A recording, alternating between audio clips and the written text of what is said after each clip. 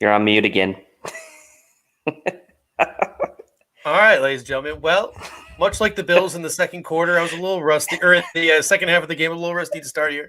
Welcome back to another episode of the Bills Guys, presented by Buffalo Fanatics. My name is Steve Mathis. You can find me on Twitter at Judge Mathis, joined as always by my co-host Tilt Money. You can find him on Twitter at Tilt Money, and we have all the regulars in the house tonight. Who's in the house tonight, Dave? Who we got? Oh, man, we've got Davion Price is in the house, as always. Buffalo Defendant is in. Chris Janke, Corey Buffalo, Zach Allen, Travis Sinetson, Sheldon Cole, Ryan Teal, Daniel Gowries. Let's see, who else am I missing? Lone Wolf's in there. Josh Thornton. Dried Ocean is in the house. So we've got a lot of the regulars already. And Andrew Miller, how could I forget? He's in the house as well. So we've got a lot.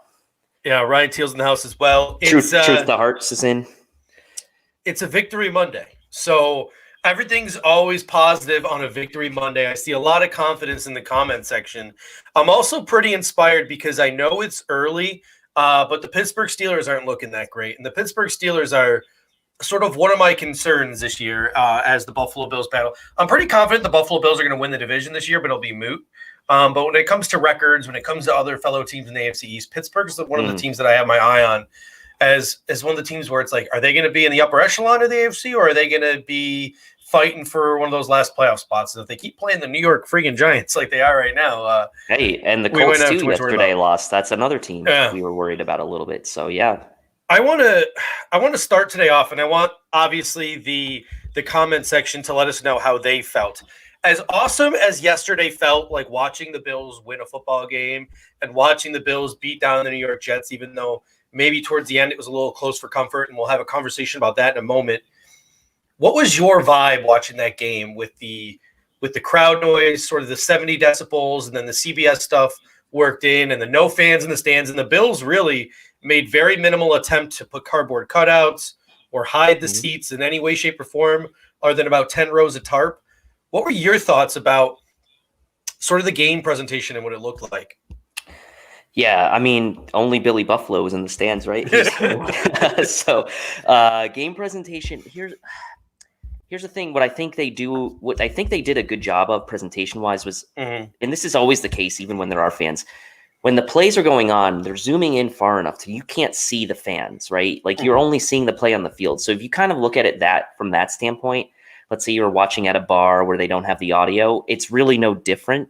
But if you have the audio on and you're expecting to hear the fan noise, it was definitely a little different. And then when you kind of see replays from field level and you don't see the fans there, it definitely felt like more of a practice vibe. But you could tell by the way the players were playing that they weren't playing like it was a practice vibe. They knew it was the real deal.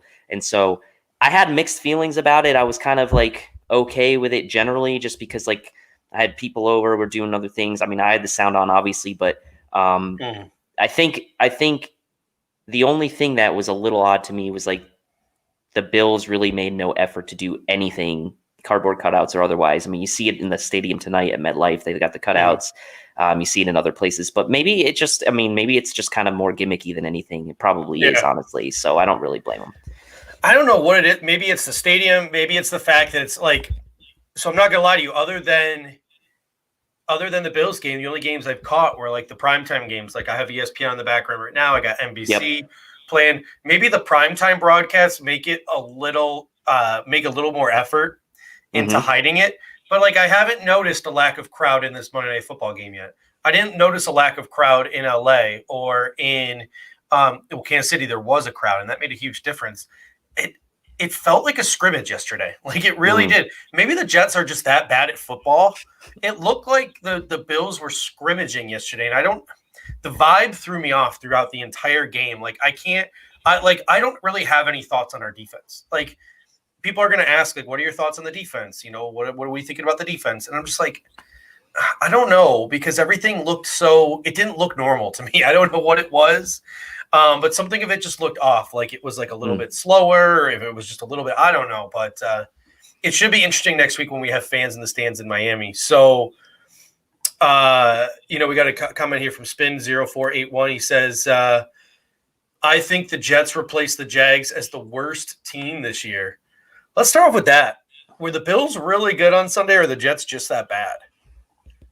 It's a little bit of both, right? I think the Jets honestly could be one of the worst teams in the league this year. I mean, I'm not trying to pile on the Jets. I mean, we know we don't like the Jets here, AFC's foe, but I mean, objectively speaking, they really could be one of the worst teams in the league this year. Darnold doesn't look comfortable back there. They've got nobody at receiver other than what appears to be Jameson Crowder. Now, they will get guys back eventually. They're going to get Mims back, and but now Bell's going to be out for a bit with the hamstring injury. So, you saw the way that the Bills kind of moved the ball on them. I think the only saving grace for the Jets this year is going to be that run defense. That was clearly, not necessarily against Allen on some of those, but against running backs, they were pretty stout. But the Bills also played a good game offensively, at least in the passing game. So I think it's a little of both, but I do think the Jets are really bad. Yeah, Giants touchdown here. So Sam Darnold might not even be the second best quarterback in the New York, New Jersey area anymore. Daniel Jones hitting, I believe that's Darius Slayton on a bomb. Slayton, 41 down the yards. field. So there you go. G-men showing up.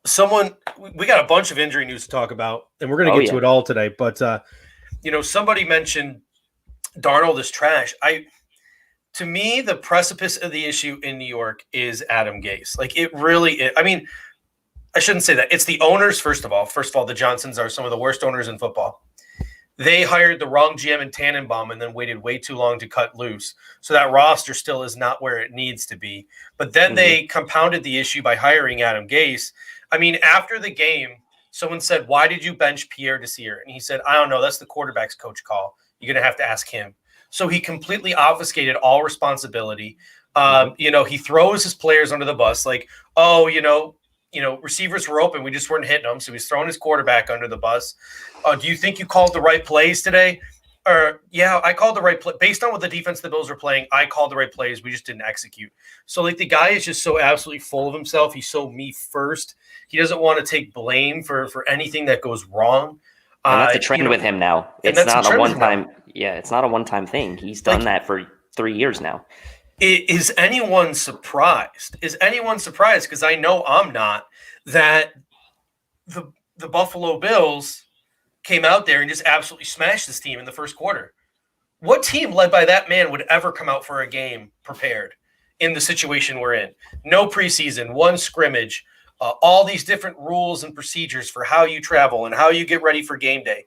Sean McDermott's all about mindsets. He's all about preparation. He's all about getting his players prepared for these type of situations.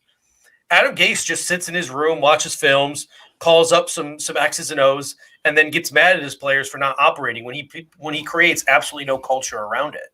Like, no one should be surprised by how flat the New York Jets came out. So, I mean, worst coach in the NFL.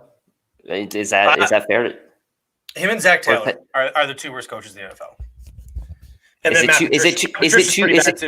it too early on Zach Taylor though? The Bengals could have won that game yesterday. He's terrible. They scored 13 points. Like, come on. The Chargers without Derwin James, I get that they have a good defense, but like, that offensive line is really bad. And Zach Taylor's garbage. Like, Zach Taylor's not great. And the other one is who's the other one I just mentioned? Matt Patricia is also terrible. The Lions blew that lead. So DeAndre Swift, who is it? Adam. Day. But Davion Price says, "Thank you for the super chat." By the way, Davion, we appreciate it as always. He says, "I don't know how to feel about Allen rushing. Too many hits." Let's get into it. Let's talk about the quarterback right now, and let's start with the rushing thing. So here's what I have on tap for the next segment. I want to talk about Josh Allen, wide receivers, and I want to get a little bit into like the Twitter sphere of Josh Allen, but I was going to save the Brian Dable stuff for the next segment, but let's just get right into it since Davion asked about how do you feel about Josh Allen rushing too many hits. It's a big thing on Twitter right today and on social media. It's literally like there's no middle ground, it seems, on Twitter today. Everyone is on one side or the other. You got the cover one guys who are essentially saying, like, if you think Josh Allen runs too much, you're an idiot. Like, that's what they're essentially telling people on Twitter today. Like, get off the Buffalo Bills' back. Josh Allen doesn't run too much. Statistically speaking, they're right. I mean, he doesn't run that much comparatively speaking. There weren't that many designed runs comparatively speaking. So they have a point with what they're saying. And Brian Dable even said today, like, listen, those weren't all designed runs. Josh needs to learn to hand it off to the running back sometimes. So Brian Dable came out and kind of threw Josh Allen under the bus a little bit today on Monday as well. But at the same time, all these people on Twitter saying, like, shut up, shut up, shut up. We don't run with the quarterback too much. The Miami Dolphins or the New York Jets are really good at stuffing the run. We had to do something. You can't just give up running the football, all those things. I think everyone understands that. I think even the people who are mad at Brian Dable and Josh Allen and the Bills offense for those plays understand all of that. But at the end of the day, I think what people are upset about is the fact that we're using our franchise quarterback like he's Derrick Henry. That's what upsets me the most. I don't know. We got a comment from Scott, and then I want to hear what you have to think. Yeah, Scott, thanks so much again for the super chat. Scott hits us up every week, and we really appreciate that. And Dan Brown, we'll get to yours in just a second as well, because I see your super chat there. But since this is on the topic of Allen, Scott says, one of my concerns with Allen is ball security. When he rushes, he doesn't fix that. It can be a big problem this season. And Bass, I know he's a rookie. There were 2 makeable field goals and missed. So let's focus on the Josh Allen point first. And yes, ball security was an issue, and that was one of the reasons that the Jets obviously kind of hung around to the point where it got slightly uncomfortable. Never really uncomfortable, but slightly. And he's got to do a better job than that. I think I saw a stat today. Someone posted on Twitter that Josh Allen's averaging a fumble a game in his career. Not necessarily losing a fumble a game, but he's averaging a fumble per game in his career. Ball security is a problem, right? I mean, that first drive, we're kind of marching down, and it kind of gets popped out from behind on the run. So to me, that's something that definitely has to be cleaned up, and that's something that's carried over from last year, the ball security stuff. But at some point, there's going to be that situation where you're going to have to say, like, it does have to improve. It has to get better, but you're going to have to live with that every once in a while, just based on the fact that he's a running quarterback. He had 14 rushes in this game. That's a lot of rushes for a quarterback. So I definitely agree. People saw me on Twitter yesterday complaining about ball security. You got to hold on to the ball, and I totally agree. That is a concern. Outside of that, he takes hits, but he's a big guy. Honestly, I'm less worried about some of the hits he takes, and I'm actually more concerned about the ball security for me.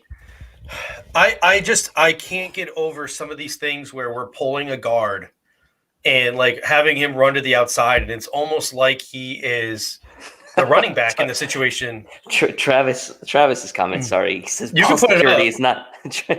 I gotta put it up. Ball security is not a problem with Fanatics Manscaped. that is great, Travis. Thank you. Speaking of Manscaped, down at the bottom there, you can see it. Down at the bottom there, you can see it. Promo code Fanatics, 20% off, free shipping. Yeah, ball security to me, like, I just can't get over using your quarterback like he's Derrick Henry. Like that if you're on the goal line, that's fine. Early in the game on that first drive when it's working, it's fine. And I'm willing to blame Josh. I'm not trying to not blame Josh Allen. Josh Allen needs to hold on to that football, because if he holds on to those two footballs, we score touchdowns on both those drives, and we're putting up 40. And ain't nobody on Twitter is ripping on Josh Allen today.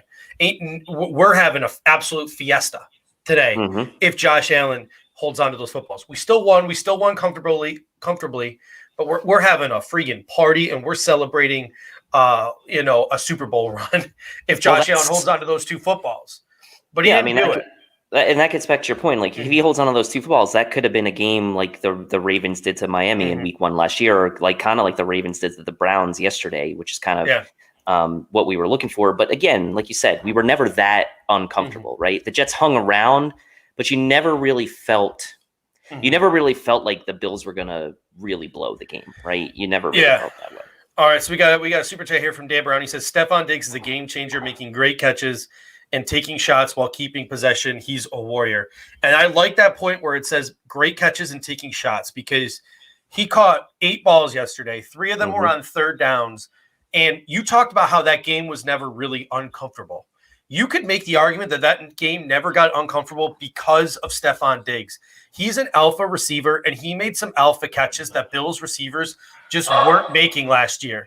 On that third down, when he slid and made that catch over by the pylon for the first down on that slide, he had another play where he caught it at the goal line, took an absolute shot, held on to the ball, and the Bills ended up kicking another field goal. Later on in the game, when we were driving for that second field goal, he caught that over the shoulder, a nice little floater from Josh Allen, took an absolute shot, held on to the football. Those are catches that Bills receivers weren't making last year. As good as John Brown and Cole Beasley are, they weren't making those catches last year.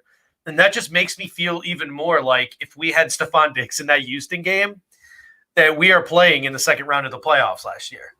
Because he's making those alpha catches, and we need to give him his due respect. So thank you, Dan, for helping us lead off the show with that. That's a great point. Like, he was making alpha catches. And, a lot of people were commenting on that play where we had the free play early in the game where John Brown kind of like went back like that. They're like, oh, Diggs would have got that.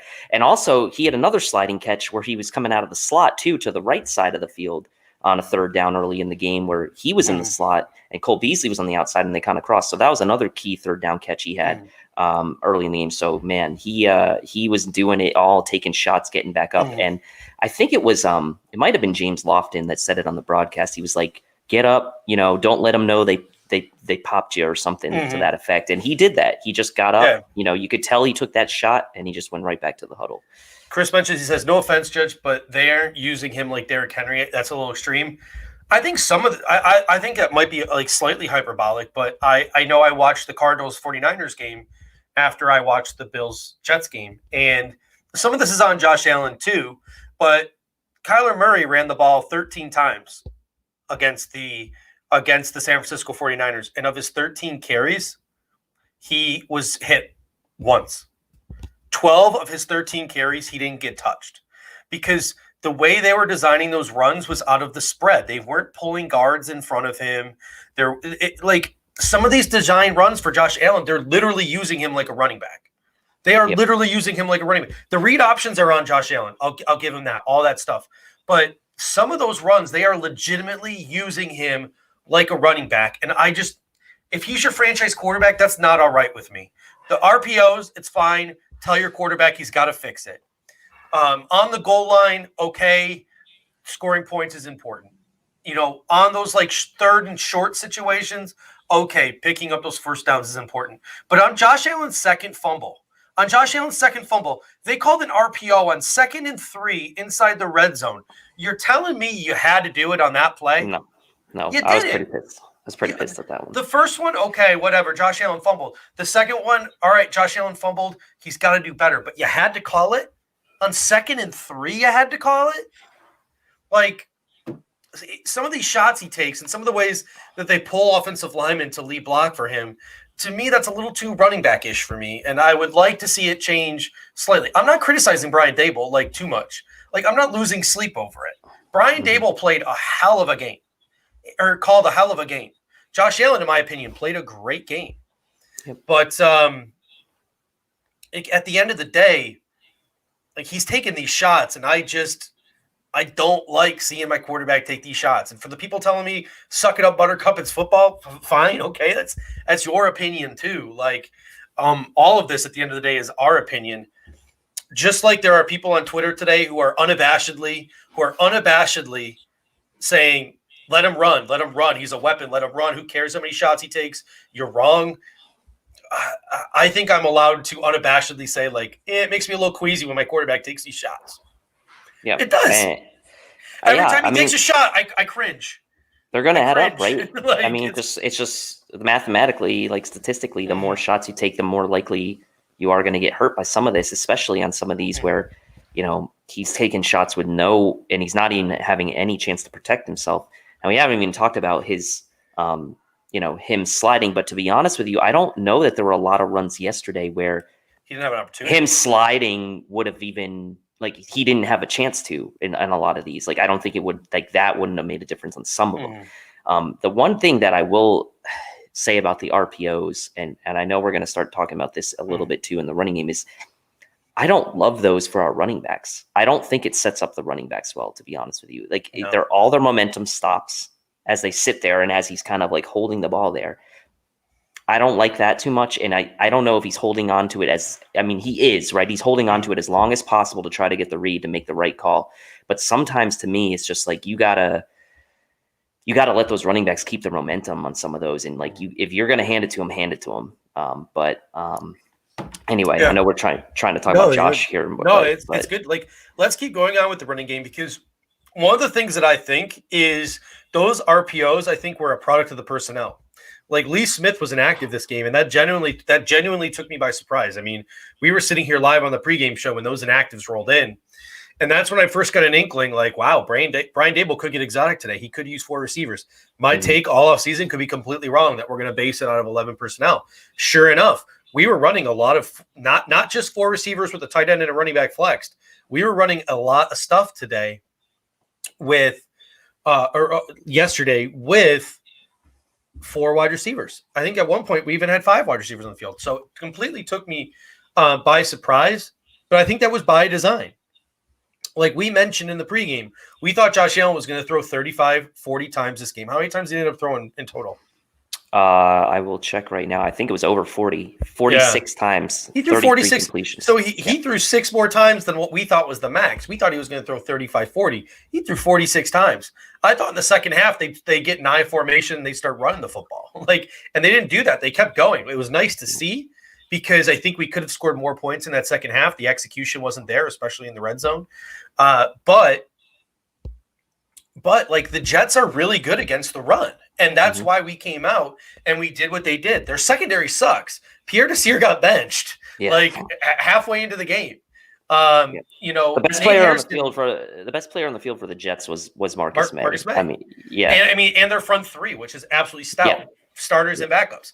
And the Buffalo Bills knew that, and that's why they ran the offense they did. Spread them out, pick apart their zone, spread them out, pick them apart man-to-man, do what you got to do. That's what the Buffalo Bills' philosophy was. You're really good against the run, so we're just going to throw it on you 50 times because your secondary sucks. Like that was the Bills' philosophy. And it worked to perfection. And it's awesome that we have a team that can do that.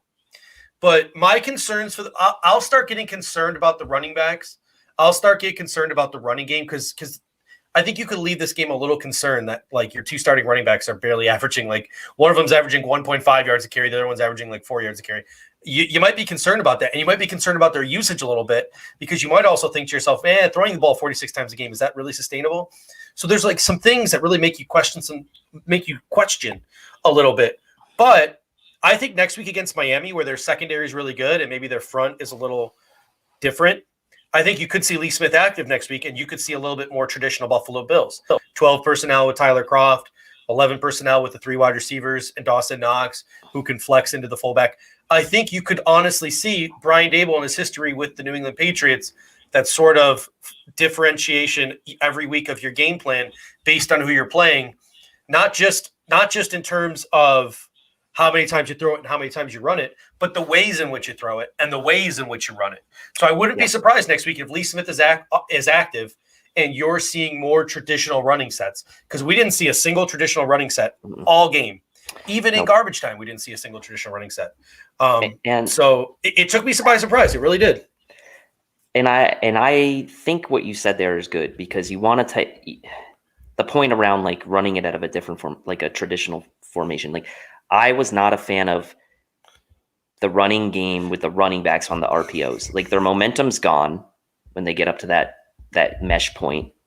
And I'd like to see, I think when the Bills want to commit more to the running game with the running backs, you'll probably see Josh Allen under center more and probably more of that traditional formation where you're just going to see him under center, him drop, doing the traditional kind of back 7 yards in the backfield, handing it off, and then allowing the backs to get some momentum. That will also help with their play action game, I think, as well. So I want to see that at the running game. I'm with you. I'm not really that concerned about how the running backs did this week, because like that was my, maybe not to the extent it was that low, but my expectation was that we would struggle with the running backs on the ground. So I'm not worried about it yet. Yeah, Truth to Heart says this narrative, we took the foot off the gas, is lazy. We are clearly moving the ball down the field. How can we say we took the foot off the gas when we threw 46 times? I don't think we took the foot off the gas. I really like the second half philosophy. We just didn't execute. 2 missed field goals. 2 missed field goals. 2 red zone trips that turned into field goals. Wasting good, like some good field position. So we never took the foot off the gas. So if you heard that narrative, I don't think it was here. I hope we're not giving off that vibe. No. I think there's a difference between taking your foot off the gas and just not executing and not finishing, right? I think there's a big difference there. Like the Bills were trying to finish off the Jets. There's no doubt about it. They just, they had a couple of the turnovers, and they obviously they stalled down in the red zone a few times. They had to settle for field goals, and obviously we didn't make 2 of those. So the foot off the gas thing is not exactly the same, I think, as just not finishing and executing. It's 2 different things. Yeah, we literally got 31 first downs in this game, which is the most since like 2012 or something like that. So we were moving the football and we were doing it the whole game. It's not like we had 31 first downs in the first half. So Eric Kinsey says, speaking of the running quarterbacks, watching other games, QBs were busy in the run game. Arizona, Baltimore, New England too. Cam Newton ran the ball 15 times. So we're not anti-quarterback running the football. It just makes me really uncomfortable, some of these shots that Josh Allen's taking. So whether it's Brian Daboll calling less of it because his quarterback ain't learning and ain't listening, or it's Josh Allen coming to Jesus and learning that he needs to slide, or learning that he needs to hand the ball off more to his running backs during some of those RPOs, whatever it is, it needs to get situated. It needs to get situated real quick, because my health is at risk. Like on game day, Truth Art saying no was in the comments, not us. Oh, Okay, okay. so like I didn't think we said that, but Mhm. that's fine. So let's talk about the kicker now, because I just mentioned the kicker a little bit. Oh, yeah. And we'll kind of bounce around from topic to topic. But I know a lot of people want to talk about Tyler Bass and Corey Bojorquez today. So Tyler Bass, first 2 kicks he missed. The second 2 kicks he made, but they were little chip shots. He made all 3 of his extra points. The first kick he missed, he might have made it, according to the people on TV. They think he might have made it. And the second kick, Corey Bojorquez pulled a Ray Finkel, and the laces were in. So what are your thoughts on Tyler Bass? Post-game, Sean McDermott says he still has confidence in his kicker. To my knowledge, the Bills only brought DBs in today to work out. They didn't bring in any kickers.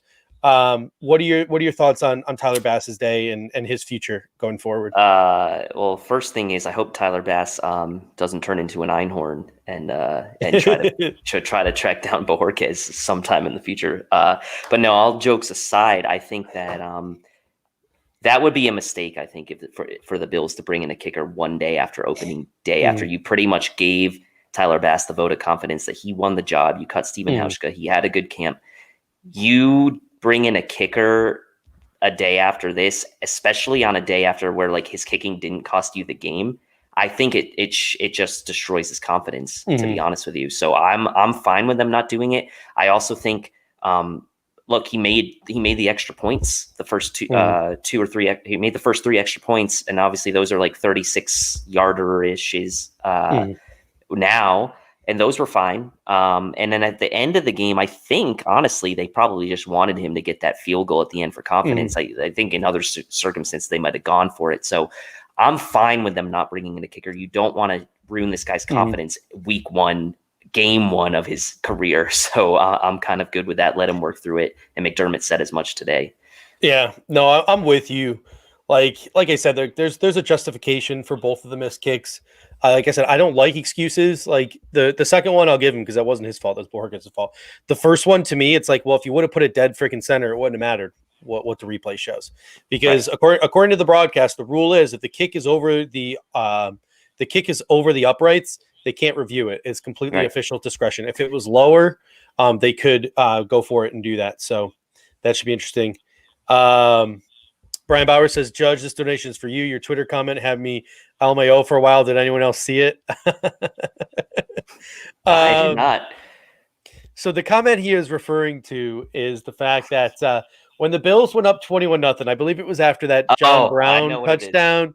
I may or may not, on all caps on Twitter, commented that was the hardest my dick has ever been.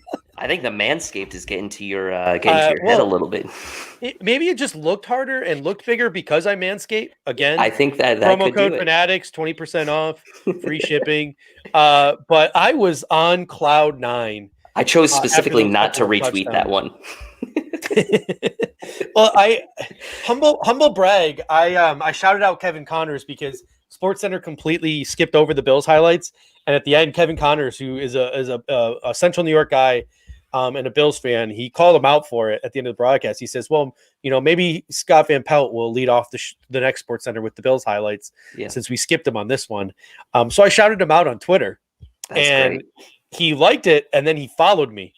And I was like, oh my God, I just got to follow from a SportsCenter anchor, blah, blah, blah. And I was like, so happy about it. And I was like, all right, go check my feed. See if I say anything embarrassing, make him unfollow me. And sure enough, like 8 things down, it's like, this is the hardest my dick has ever been. I'm like, oh God, how long until Kevin Connors sees that, thinks I'm some kind of pervert, and just unfollows me. So yeah, because there was no context. There was no context with it. Didn't delete the tweet. He would never know. Didn't delete the tweet. I kept it. Definitely tweeted like 50 times to bury it though. But speaking of like being on cloud 9 when we were up by all those points, all those things, there was a comment here from Sean Munley that I really appreciate. He says, 44 and 52-yard field goal misses. That's a lack of execution and missed opportunities against a better team. That will matter. Between the 2 fumbles, the 2 missed field goals, and kicking 2 field goals when we should have scored touchdowns, that lack of execution does matter. Like against good teams, against the Los Angeles, like we're not going to be able to work the ball down the field and punt one time against every single team. Correct. It's not going to happen. Correct. So we need to score every chance we get an opportunity to score. So when 2 opportunities to score go out the window in a game, when 2 opportunities to score 7 turn into 3, when opportunities to pick up 6 points, you get 0. Despite the fact that we still won comfortably, that's a concern. I think where I'm willing to give the Bills leeway is the fact that there wasn't a preseason, is the fact that this is a different type of offseason. The whole atmosphere was a different vibe. No one, I think, since Pop Warner has ever played in front of a crowd that small. Even then, they had their family there. So I'm willing to give them the benefit of the doubt week 1. I think there is something to be said about the fact that they showed up. They dominated a team that they are clearly better than, and the game was never really in doubt. So they did what they had to do. And good teams do come in and do what they need to do to win against inferior opponents. They didn't play down to the New York Jets. They just didn't execute in certain situations, which is why I'm willing to give them the benefit of the doubt. If they're still doing this in week 8, if they're still doing this in week 9, if it's still week after week after week of put this dang team away, and it starts turning because there are better teams we're playing against into situations where Josh Allen has to leave fourth quarter drives when the game was over in the third quarter, if we start to get back to that, then I'll start getting concerned. But I'm going to give this team a nice solid 3-4 week benefit of the doubt, where if they show up, they go toe-to-toe, they play to their opponent. Like the Dolphins, they're better than the Dolphins. If they beat the Dolphins handedly to the fact that I'm never really having a heart attack, even if we miss and don't execute some plays, I'm willing to give them benefit of the doubt. If we go toe-to-toe with the Rams, win or lose, that game is close the whole time, I'm willing to give them benefit of the doubt. Same with the Raiders game. Like if we can go toe-to-toe, I think we need to take 3 of our first 4, but I'm willing to give them the benefit of the doubt. Once we get past that Raiders game, I'm going to start to get a little bit more I'm going to start to get a little bit more worried. Because Sean, you are right with your next point. That's what happened to us in the playoffs last year. Yeah. Couldn't put a team away. And that's, I think, where some of my frustration came out yesterday was, I made a comment on Twitter that got a lot of backlash around, I wasn't happy with the effort. And when I say effort, I don't mean the actual effort. I meant the way we executed in the second half. We got outscored 14-6 in the second half. And the reason I wasn't I'm going to give them the benefit of the doubt too, just because it's early in the season. But the reason why it kind of creeps into my mind a little bit more than maybe it would otherwise is because that was a trend for us last year too. Third quarter was not our quarter last year. We were not good in the third quarter last year. That's well documented. So the playoff game, we all know how that went in the second half. So that's why it was just a slight bit disappointing to me on the execution side, getting outscored by that team in the second half. But I am willing to admit that, look, it's the first game. There was no preseason, but counter argument to that really quick. For all the people saying there was no preseason, the Jets had no preseason too. Every team had no preseason. So it's it's not like the Bills didn't and the Jets did. So let's just kind of be realistic about that too. So execution on all sides for all teams probably going to be a little off, but I'm with you. And I said this, we had that conversation with Rico before the game on the pregame yesterday. And I was kind of I kind of went against what I said on that show. I said, I'm not going to be so worried if we don't win by 2 touchdowns, 3 touchdowns week 1. I'm going to be happy with a double-digit win. But then when it came down to it and we weren't executing the second half, I got a little frustrated. So, those people who were a win's a win, I get that. The people who said they wanted us to dominate, the Nate Gearys of the world, I get that as well. And statistically, we did dominate. Let's not gloss over that. We did dominate statistically. I think it was just you look at that final score. There was that kind of gimme touchdown the Jets had at the end. We missed those 2 field goals. It looks a lot closer than it was, and I think that's what I would say about the score. It looked closer than it really was. Yeah, I mean, I said in the pregame show that the recipe for me not to have a panic attack postgame was to score more than 24 points. We did that. Was to give up less than 20 points. We did that. And was to beat the spread. And we did that. I was if all 3 of those things occur, I won't feel bad about what happened today, knowing it's the first week of the season. Yet all 3 of those things happened, but the Bills looked so good and did they did so many things that I still was kind of after the game, just a little bit. Because just a little. Don't get me wrong. From a common sense standpoint, I know first game rust. Yes. We'll have some chance to fix it. A lot of, I think that first game rust played into it.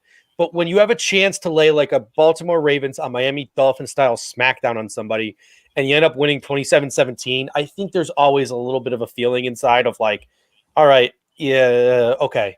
But then you realize, like, the common sense in your brain realizes, like, Yes. okay, you're just being a selfish asshole. Like, just to take it for what it is. Like, you won the game. It was never really that close. It was the first week. They're knocking rust off. Don't be a baby. Right. So I'm back to feeling fine about it.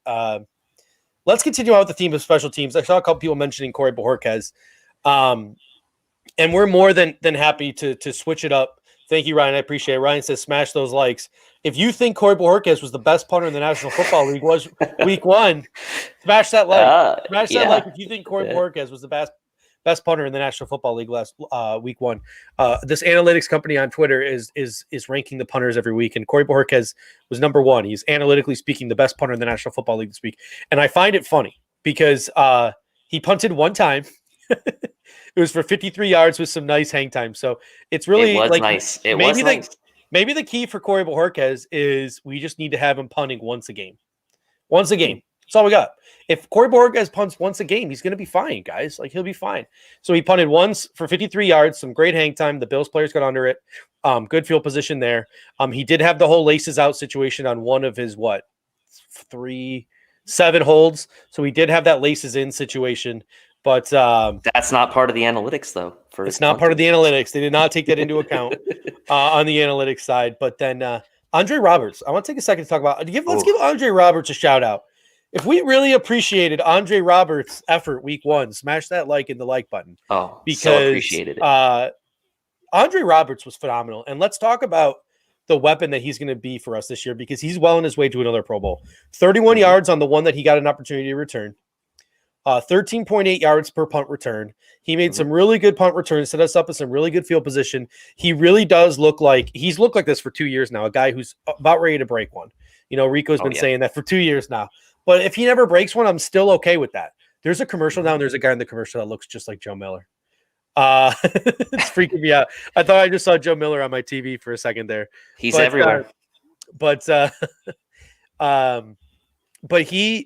if he keeps returning those punts the way he is and setting us up at or around the 50-yard line, it makes the offense's job even more easier. And then it makes it even more noticeable when they don't execute, right? When we're driving and we're past the 50-yard line, it makes it even more noticeable. So it's just kudos to Andre Roberts, because he's well on his way to another Pro Bowl, even if he doesn't take one back, if he keeps returning punts like that. Yeah, and I think that Pierre and I were having like a quick conversation on Twitter today about Andre Roberts, and I agree with the people in the comments section kind of shaking their head at those who wanted him cut. Like that was, I think most people realize the value of Andre Roberts, right? I think there was a very few people that kind of felt like he shouldn't be on the team. But the thing what I like about him is there's two main things. One, I never worry whether or not he's going to catch the ball. Like, he's going to catch it. He's going to secure the ball. And two, even if he has lost a tiny bit of burst, a tiny bit of top end speed, he is so good at making that first guy miss, that change of direction. He's still got that. And honestly, on 80 to 90% of punts that are returnable, that's what's going to get you that 10 to 15 yards that makes the difference in field position. Think about how many punts are going to come out this year where he's going to have to fair catch it. I mean, he averaged 14 yards of return, and that was with a long of 23. So 10 yards on a punt return, 15 yards on a punt return, that is significant. Let's not discount, let's not worry so much if he's going to break a huge 60, 70-yard return. Like 10, 15 yards a pop on punt returns is a lot in today's NFL, especially with all the fair catches. So kudos to Andre Roberts. He was great. Yeah. He only had the one kind of weird one where he ran backwards, and we had a penalty on that one anyway. But otherwise, he was awesome. Yeah, he absolutely phenomenal. And speaking of being around midfield, because that made me think of something I don't even have on my notes. Kudos to Sean McDermott. Let's give another shout out to Sean McDermott. Was it 14? Going for it on 4th and 1? Yeah, was it 14-0 at that point, or was it 21-0 at this point? It was 14. It was 14-0, and he went for the jugular, like 4th and 1. It was still it was right around the 45-yard line. Went for it on 4th and 1, picked it up, and we marched on the field and made it 21-0. So kudos to Sean McDermott. Yeah. Do you think if we were playing someone other than the Jets, he would have done that? That's a great question. I think it. But maybe if we were playing a Chiefs or Rams, he does go for it because he knows he needs to score. So maybe he goes for it either way.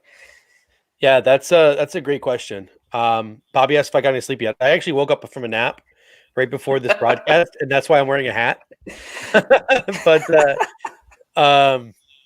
yeah, that's why I'm wearing a hat right now. I woke up from a nap before this broadcast. But yeah, kudos to him. So like I had always made that comment, right? That I thought the reason why we went after Tyler Bass was not because Sean McDermott was changing, but because Sean McDermott wanted to go back to his mindset of past the 50-yard line, kicking those longer field goals. And the reason why, that's the reason why we went after a big leg in Tyler Bass. That Sean McDermott wasn't changing. He was forced into it because of his kicker last year in Steven Hauschka. But Tyler Bass hadn't kicked yet. Tyler Bass hadn't missed yet. None of those things were rolling through Sean McDermott's mind when he went for it on that 4th and 1. So, kudos to Sean McDermott, that growth mindset. He's practicing what he preaches. He's being aggressive. He's going for the jugular. We came out in the second half. We were throwing the football still. We were working the ball down the field. We didn't come out in like I formations, and we didn't come out in 12 personnel. We stuck with our original game plan. So kudos to Sean McDermott. Kudos to Brian Dable. And they attempted to go for the jugular. The team just failed to execute. Right.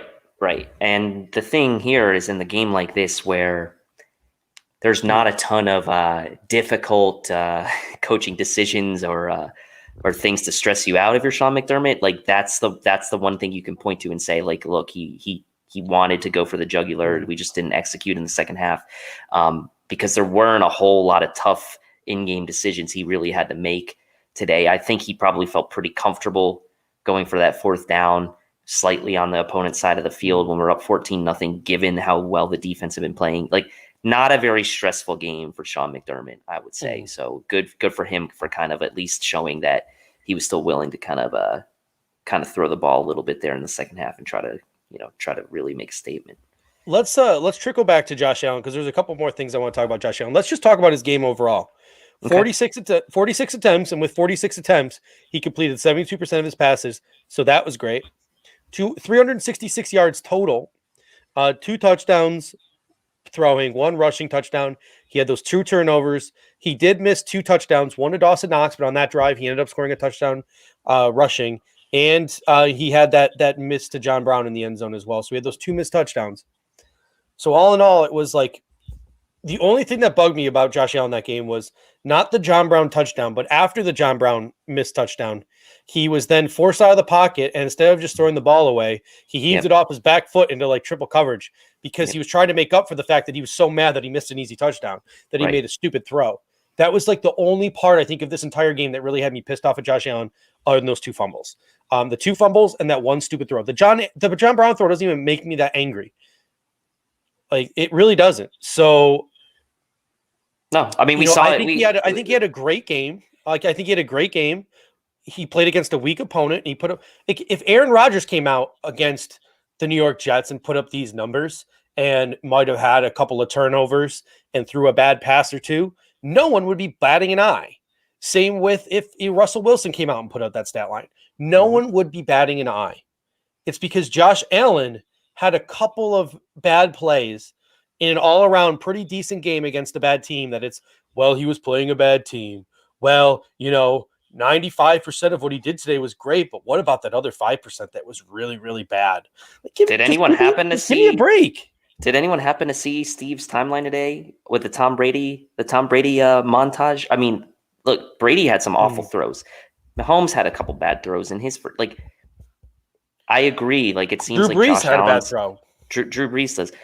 He gets picked apart a lot more than other people, and he did have a great game, over 70%, like you said.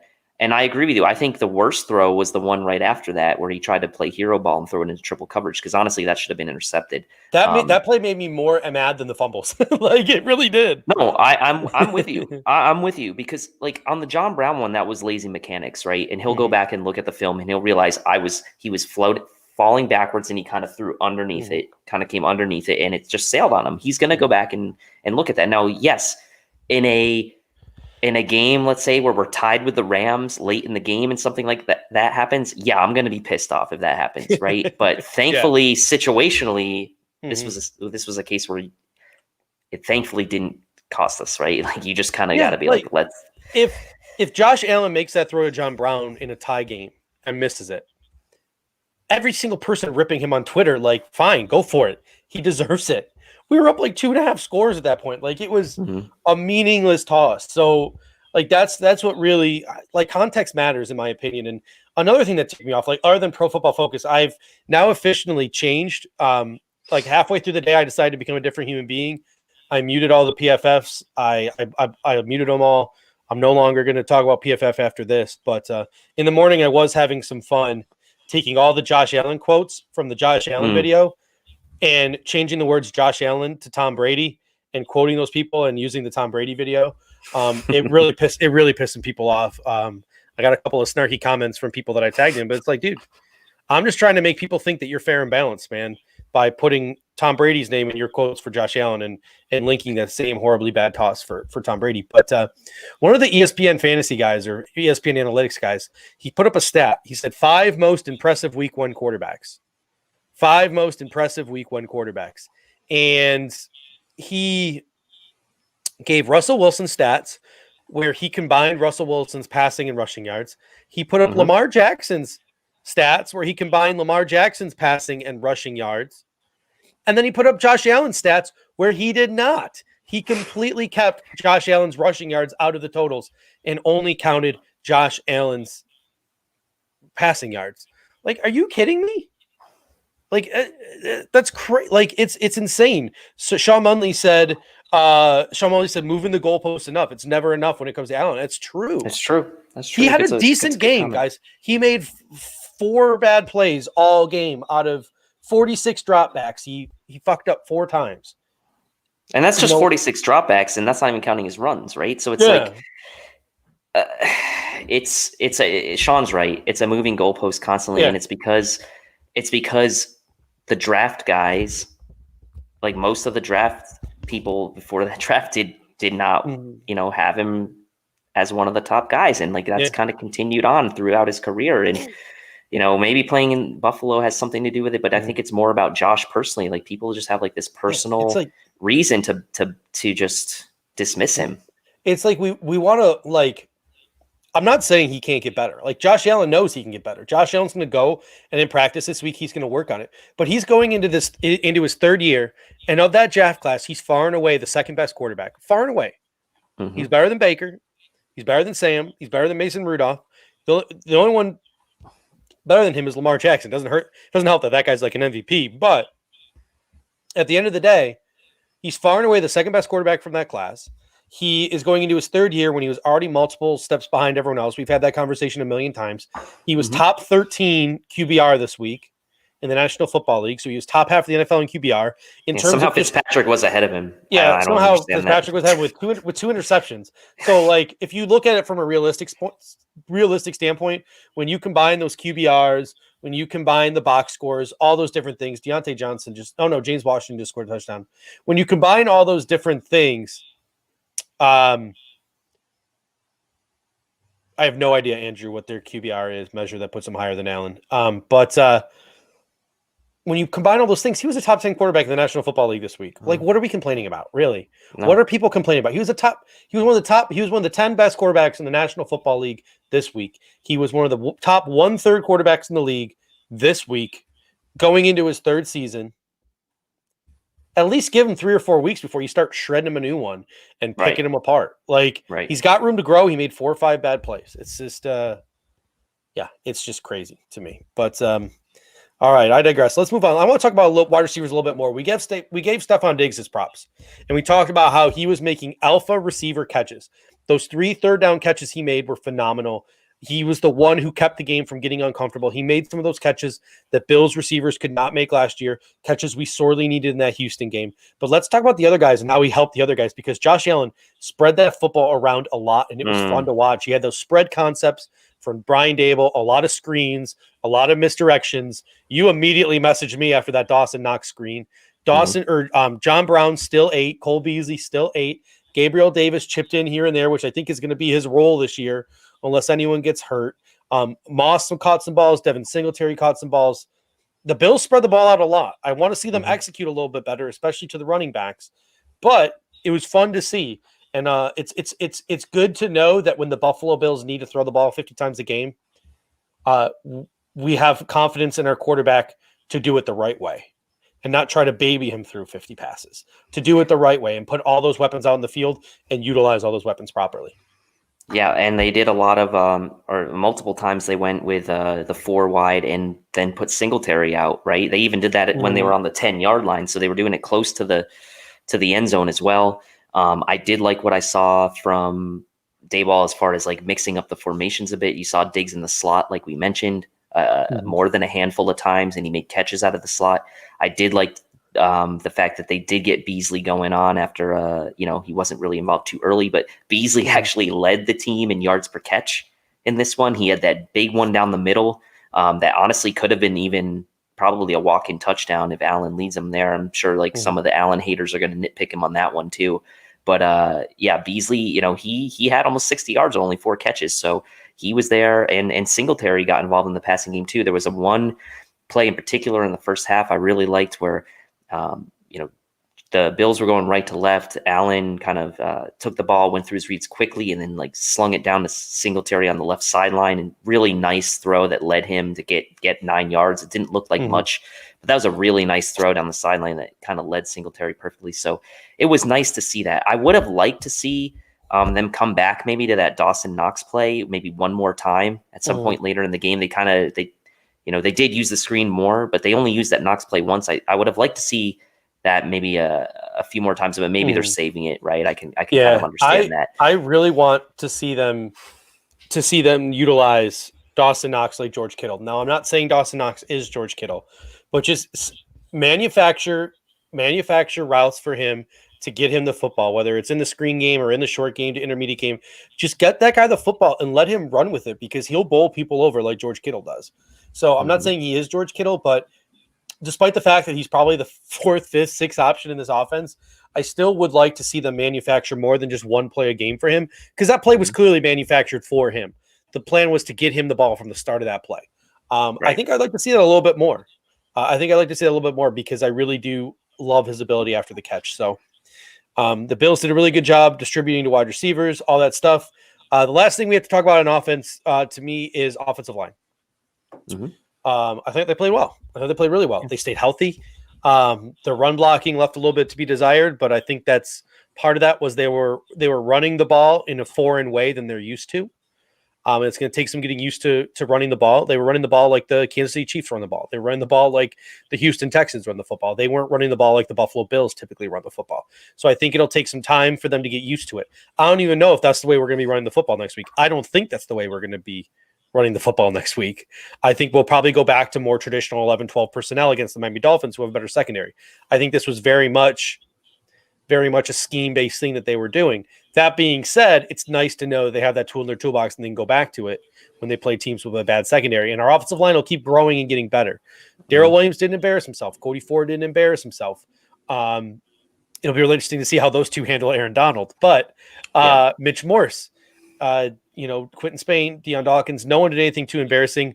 While we're talking about the offensive line, did anyone else think that the way Josh Allen was maneuvering the pocket was impressive? Like, we don't need to ever have an upper echelon offensive line. They can't be terrible. They can't be bad.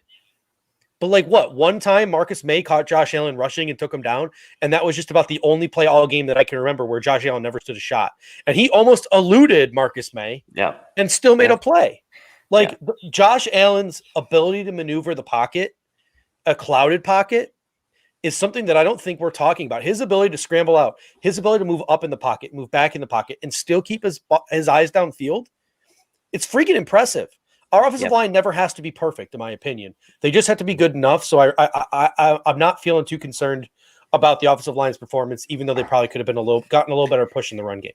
They could have gotten a little better push. There were actually a few. I watched the first half again, only the first half. That's all I had time to watch. And, I focused in on the right side, obviously, because I wasn't really too concerned about the left side. And early on in the game, it looked like Ford was struggling a little bit. He got pushed back pretty good on one of those goal line runs by Moss, but he kind of settled in after that. And he made a really nice pancake on a play where Darrell Williams needed some help, and he kind of came in late and just like steamrolled the guy. I actually, in my notes, I had put like Darrell Williams like played a nice game. I thought, like, I watched him a lot.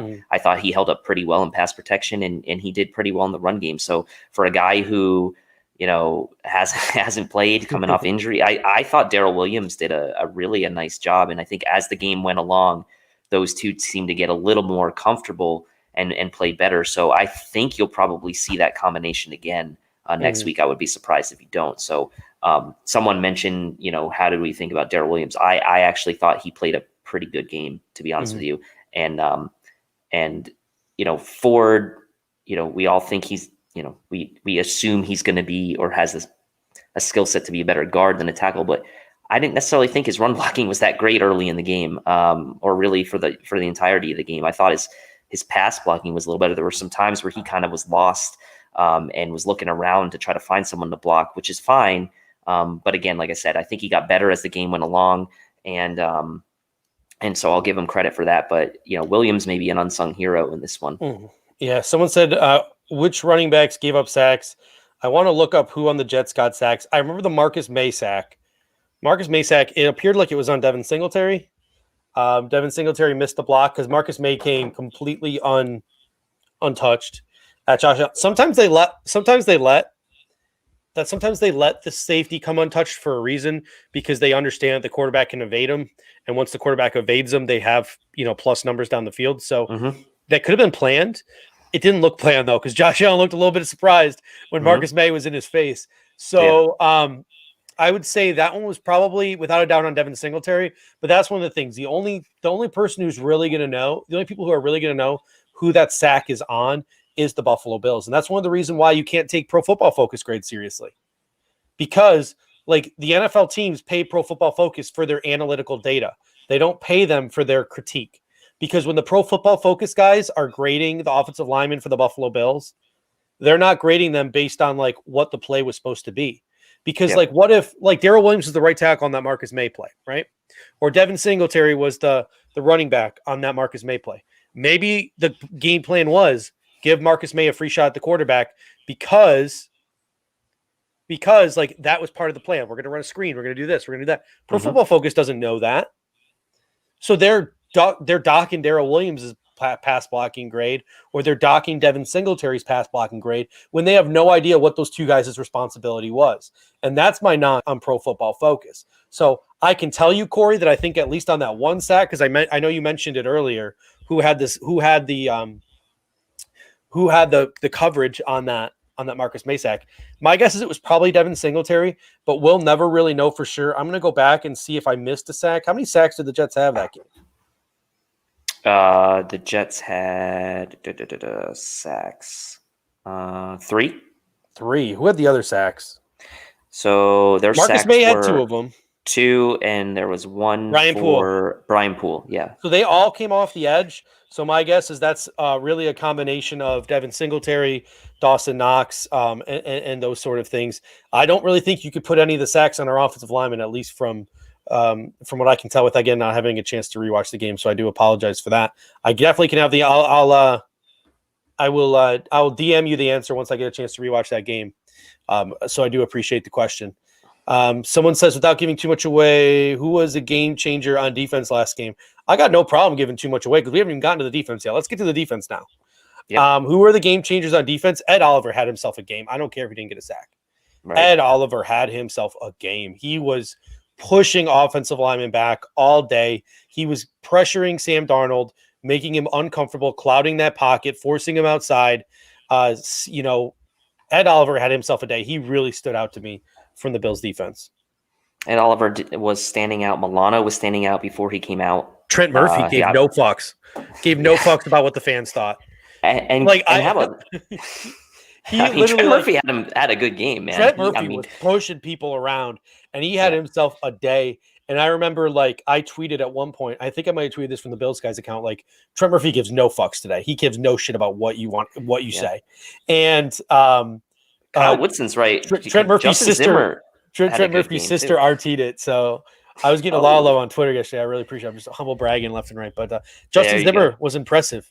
Yeah. Justin Zimmer was impressive. What does Charlie got to say? Ed Oliver was the 32nd ranked defensive tackle per fuck Pro Football Focus. I'm so done. I will say this too. You're putting some bad juju on me right now, Charlie. You're putting bad vibes in the room. let's obviously give I know credit you're to joking Trey. around, Charlie. I'm just Let's messing obviously around. give some credit to Trey as well. He had the one Mhm. pass breakup and they didn't even look his way Yeah, the didn't even entire look his game. way. So he did his job. And Teron Johnson, for you're going to look at Crowder's stat Mhm. line and see what he did, but he had a couple nice plays on Crowder. He had his hands full. We knew that was going to be the case going in, and I think he led the team in tackles. And Poyer also kind of got his nose in there on some of those run plays. So Mhm. overall, a good. Tremaine Edmonds was a little quiet, but again, he was hurt as well. He did have that one nice stop on a run. Mhm. Charlie, You just missed a lot earlier. I already had a very cathartic moment earlier in this show okay. about Pro Football Focus. So it's all right, Charlie. he You did. didn't know. But But yeah, I mean, team defense today. Mhm. Team defense was the Yeah. story, I thought, So right? literally the entire game, there was 2 bad plays, right? There was it a Tremaine Edmonds missed tackle, or was it Trey White with that missed tackle on the Jamison Crowder? I think it was touchdown? Tremaine Edmonds. I think McDermott said today it was Edmonds. Yeah, so Tremaine Edmonds missed that tackle, and it would have been like a 1-yard gain. Instead, it turned into an 80-some-odd yard touchdown. And then the Levi Wallace pass interference to set up the Josh Adams touchdown. But you could even argue that really wasn't pass interference on Levi Wallace either. So the defense had a great game. Like, how much of that is just Adam Gase is a shit play caller? Sam Darnold isn't a good quarterback. The Jets' offensive line isn't good. The Jets' weapons weren't good. Le'Veon Bell gets hurt. Who knows? Jets had a couple drops too. Yeah, a couple early drops. On. Who knows what role that played? But at the end of the day, when your upper echelon defense goes up against a weak offense and doesn't embarrass themselves, that's a good thing. Jordan Poyer's a stud. Jordan Poyer was a stud. Was great as well. Jordan Poyer, I made a comment on Twitter. Like, he made a play, the fumble, right? And I was like, Jordan Poyer, the captain. He's trying to light that fire. This was after Edmonds and Milano had both gone out, and I really like to see Jordan Poyer step up in that situation, and he did.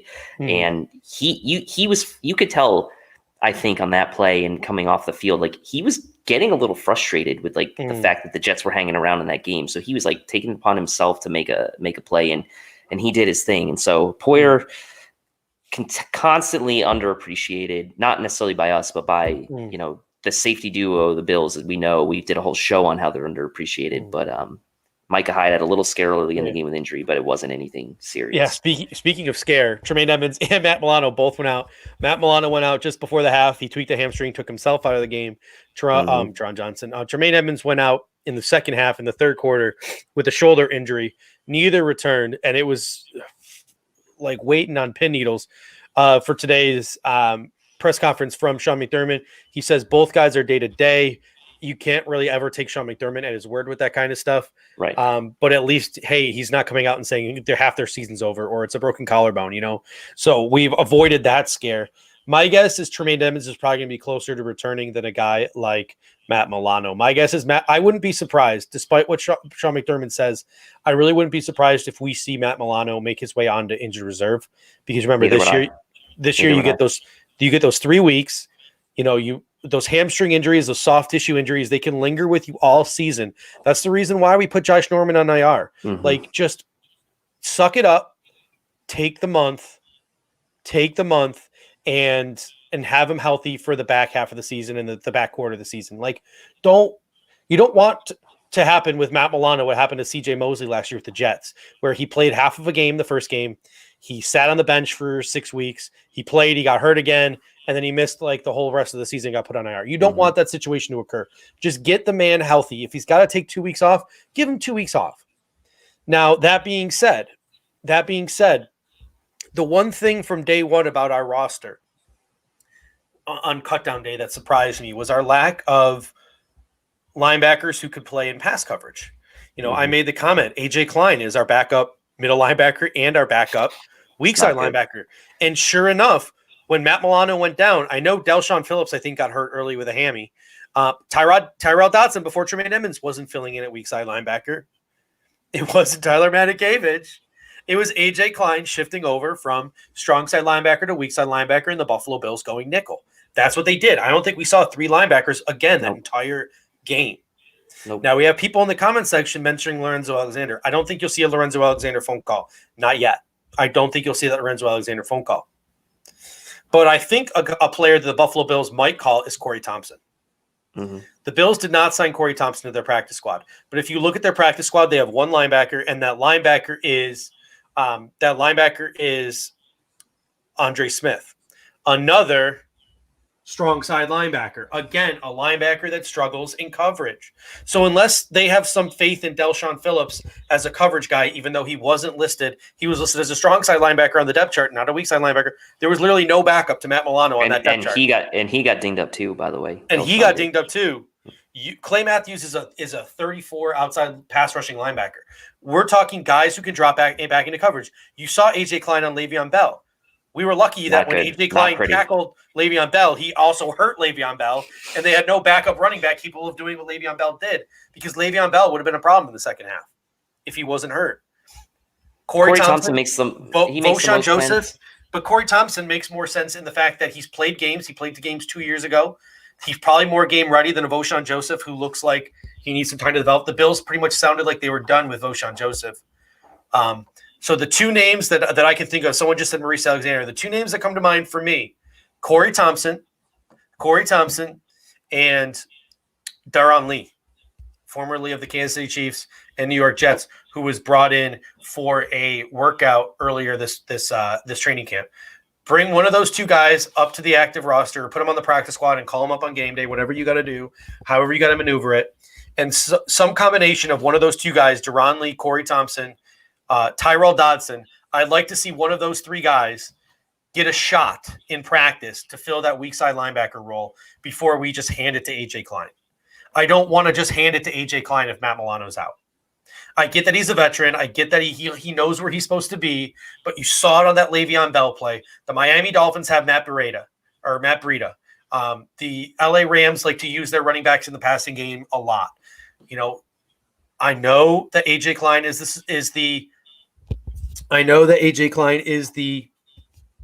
He's limited physically, though. He's limited physically. I know he's the veteran. I know where he's supposed to be, but he's limited physically.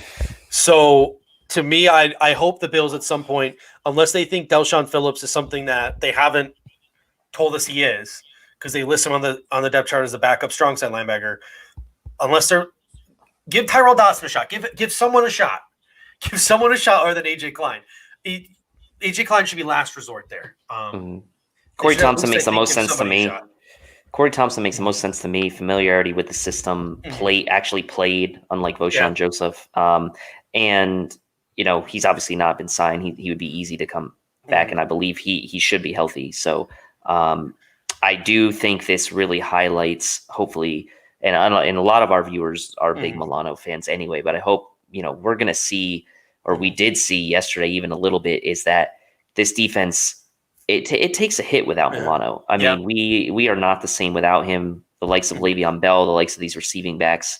Breida's a super fast dude, right? So, we saw what Cam Akers did last night with the Rams. You're going to see Josh Jacobs is going to be an issue without Matt Milano there. So, he is important. Yeah. And Chance, first live show. Love you guys. Normally I'm working. Well, thank you for tuning in. Eric says decent. Yeah. I like Tyrell. There was a reason why the Buffalo Bills, despite the fact that he got arrested for some things. I don't know whatever came of that arrest. But there's a reason why the Buffalo Bills, a UDFA getting arrested for domestic violence, that's the easiest cut in the world. You don't have to think about it. Just cut the guy. Yep. All right, cool. We cut him. It didn't cost us anything, but they didn't. They kept him. They worked through it, and he's on the roster now. So they clearly like the guy. And then we have another comment. Saran Neal can play linebacker. He can, but I don't know if that's ideal. But you bring up a good point, Ishmael. You bring up a really good point, and that's this. Our next two opponents could honestly be opponents that help us give a little bit of a reprieve for Matt Milano, because we play a lot of opponents next couple of weeks that are going to allow us to play nickel. So maybe we can hide the linebackers a little bit, and we can make the linebackers a little more invisible. Miami runs that spread with Chan Gailey. You can sort of play a lot more nickel. You're going to be playing a lot more nickel against Miami. And then you go against the Rams, who play a lot of 11 personnel. So you can run a linebacker there. It's ideal to have Milano and Edmonds out there going sideline to sideline, but it's also a situation where you only need two linebackers maybe the next 2 weeks. So a good comment from you there. So someone said, can Daryl Johnson be shifted to linebacker? Yeah, strong side linebacker, blitzing linebacker. I don't think anyone wants Daryl Johnson drop back into coverage. We've got so many guys that could play strong side. We just don't have the guys that could play weak side, and I think that's where we're struggling right now with this Milano injury. Brian Bowers brings up Zach Brown. I don't know if he's available, but he fits the mold. That's a weak side linebacker right there. Nigel Bradham. I don't know. It kind of concerns me that he was cut after like a week in New Orleans. He's another example of a weak side linebacker that's sitting out there. Neil did some blitzing. He did blitzing from the nickel. So, he's out there and he's covering tight ends and he's doing those things. But I don't think he's considered or labeled a linebacker. He's more considered a big nickel defender. Or a third safety when he's out there. Truth to Heart says put Zach Moss at linebacker. Why not? I'm pretty much just on the anyone but AJ Klein bandwagon. I'm fine with AJ Klein as a 2-down thumper. I'm okay with AJ Klein as a 2-down thumper, but when you're asking him to be one of your 2 linebackers in a nickel set, Well, you know how I feel about it. I didn't like the signing to begin with. So, all right, so. Football's back on. That should just about do it for us this evening. If you guys have any last-second questions, comments, throw in the chat section. We can maybe go for another 5 or 6 minutes here. But second half of the football game, then we got another football game after that. I'm really excited to see this Tennessee Titans team. I want to see if they're the real deal or not. I'm really excited. I want to see how real Denver is, too. I want to see if Drew Lock is until Cortland Sutton's not playing. But still, Jerry Jeudy will be fun. Melvin Gordon in a new uni. Will be nice to see him. It'll be interesting to see how Denver's defense fares without Von Miller, which is a big blow to them. And we'll see Drew Lock if the hoof guys don't have, they've kind of said like the reporting out there is that he hasn't been great, but he kind of had some flashy moments last year. So I'm excited to see how Drew Lock does tonight. All right. So ladies and gentlemen, that appears that it'll just about do it. Sheldon Cole says, bring on the next opponent. It's going to be a big week. We'll be back Thursday to preview the Dolphins game. You can catch the Hoof podcast tomorrow. Hump Day Hotline. Joe Miller's been lighting up the comment section. You can catch them tomorrow night. Hoof and Hump Day. They premiere at 10 o'clock. They start at 10 o'clock. We start a little bit earlier, 7:45, because of the Monday Night Football and the Thursday Night Football. It's been a struggle for us. We were going to start at 7, and then we were missing a lot of people, a lot of our regulars. So we're trying to find a compromise with 7:45. We think it gives enough people a chance to sort of get settled in and do their evening chores. You can still catch a half an hour of us before football starts. So trust me, it's not a decision we made easily to switch our time slots around the last couple of weeks. I'm very much a structure guy, but we think it's in the best interest of most of the people involved. So if you're doubting it, if you think that's an issue, hit us up on Twitter at the Bills guys. Let us know what your concerns are. If enough people are telling us another time is better, we will always consider a change. But we thank you. Until next time, go Bills. Go Bills.